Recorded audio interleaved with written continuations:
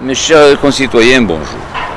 Je voulais vous entretenir aujourd'hui à propos du mensonge et à propos de l'éclipse qu'il y a eu, qui a éclipsé le soleil, que le soleil laurentin, M. Joseph Segura, risque d'être éclipsé, mais avant tout, il crache son venin. Et surtout, ce que je n'apprécie pas, ce sont les mensonges qu'il répand depuis les dernières municipales un petit peu partout.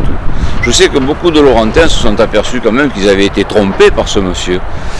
Et ce que j'entends ne me plaît pas beaucoup, parce que c'est vraiment pas gentil, d'abord pour les Laurentins, c'est prendre un peu pour les imbéciles, et surtout pour la municipalité précédente qui a fait de gros efforts.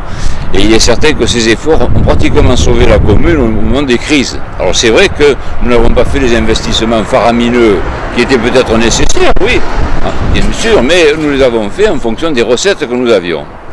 Et ce monsieur Segura qui a promis monts et merveilles à tous les Laurentins se permet de dire maintenant qu'il ne peut pas faire ce qu'il a promis parce qu'il y a un endettement très important sur la commune et qu'il est obligé de combler cet endettement, donc il ne peut pas se servir de l'argent de la commune. Alors je tenais à signaler à tous nos concitoyens laurentins que la commune a une dette moyenne par habitant de 836 € et que la moyenne nationale est de plus de 1200 €. Il y a exactement, mes chers concitoyens, 23 millions d'euros de dette, ce qui correspond à rien du tout pour une commune comme Saint-Laurent-du-Var. D'autre part, certaines personnes m'ont signalé que lorsqu'elles vont maintenant réclamer un logement qu'il leur a promis, eh bien ces personnes s'entendent « Mais je ne peux rien faire, c'est pas moi, c'est la métropole ». C'est une grave erreur, ça.